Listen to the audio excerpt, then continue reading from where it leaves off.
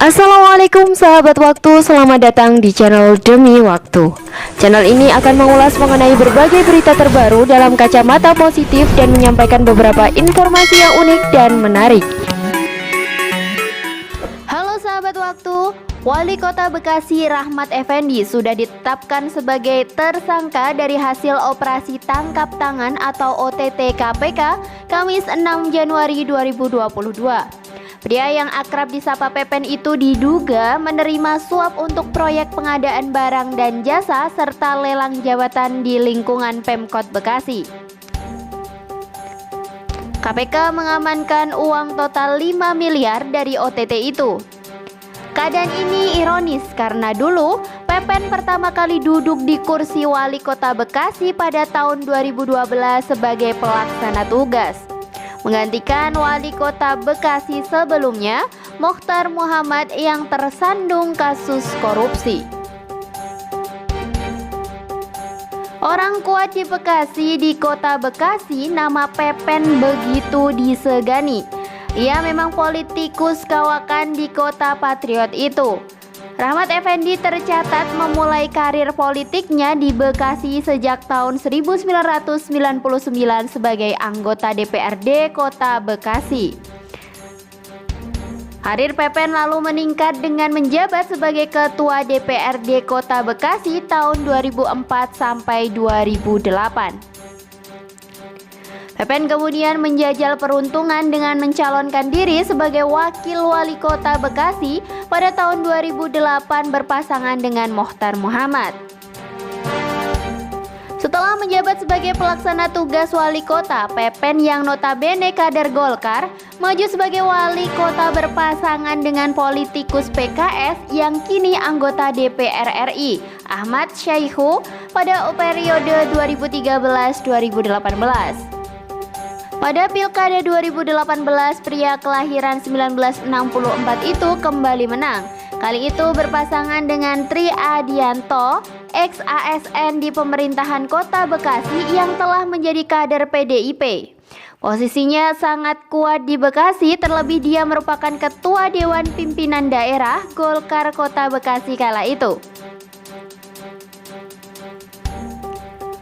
Putri Pepen, Ade Puspitasari, kemudian terpilih secara aklamasi sebagai penerus ayahnya memimpin DPD Golkar Kota Bekasi melalui musyawarah daerah atau Musda pada November 2021. Meski demikian, Musda diwarnai bentrok karena terjadi dualisme.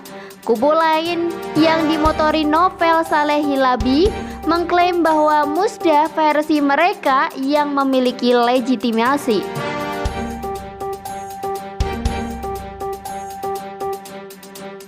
Puji karena pasang badan untuk IMB Gereja Pamor, Pepen pernah mengkilap ketika ia dengan berani memasang badan demi penerbitan IMB Gereja Santa Clara.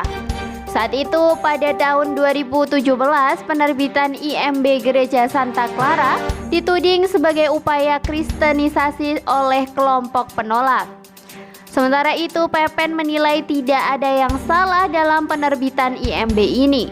Sejak tahun 2019 umat paroki Santa Clara sudah bisa merayakan Natal perdana mereka di gereja tersebut.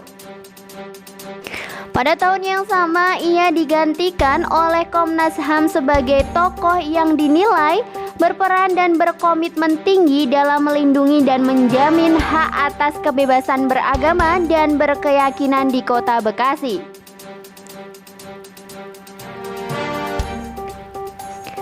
Pepen memang kerap panen penghargaan. Dikutip dari situs resmi Pemkot Bekasi, kepemimpinan Pepen pada tahun 2019 membawa Pemkot Bekasi meraih 24 penghargaan, baik dari pemerintah pusat, pemerintah Provinsi Jawa Barat, maupun pihak swasta.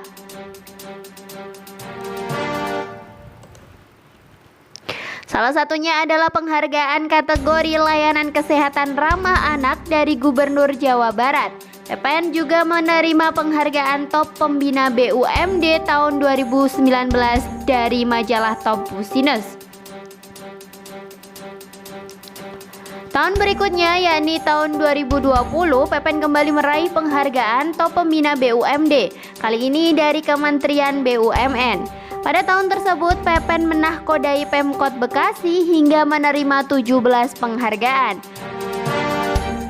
Pemkot Bekasi juga beberapa kali berhasil meraih opini wajar tanpa pengecualian atau WTP atas laporan keuangan pemerintah daerah atau LKPD dari Badan Pemeriksa Keuangan atau BPK, di antaranya WTP atas LKPD tahun 2018 dan 2019. Mengaku bekas sopir, Pepen pernah memancing perhatian ketika ia mengemudikan sendiri bus hibah dari Kementerian Perhubungan dari Bandung menuju Bekasi pada awal tahun 2019 silam. Ia kemudian menyetir bus karyawan mengantarkan pegawai negeri sipil atau PNS Kota Bekasi dari Stadion Patriot Candrabaga ke kantor Pemkot Bekasi sebanyak 3 rit.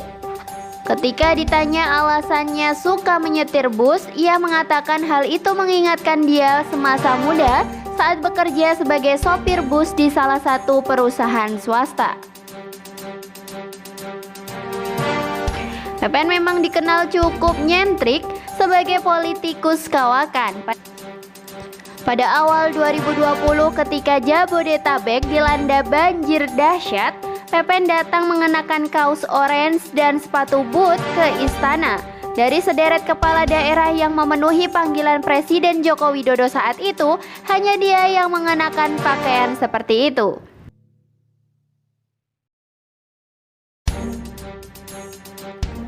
Setelah malang melintang di dunia politik dan pemerintahan, karir mencereng dari Pepen harus kandas pada Rabu 5 Januari 2022. Saat itu KPK menangkap basah Pepen yang baru saja menerima uang suap miliaran dari anak buahnya.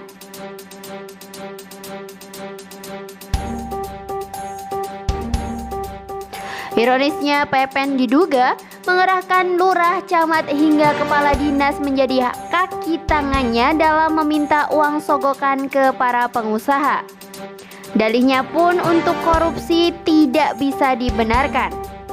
Kode sumbangan masjid ia gunakan. Para pengusaha pun paham maksud sang wali kota melalui orang-orang kepercayaannya itu. Ujung-ujungnya duit. Gimana nih sahabat, mari kita dukung upaya pemerintah untuk pembebasan diri dari budaya korupsi ya. Dan untuk sahabat waktu dimanapun berada, mohon sedikiranya untuk menyempatkan subscribe, like, dan komen video ini. Semoga berkah. Sampai jumpa. Wassalamualaikum warahmatullahi wabarakatuh.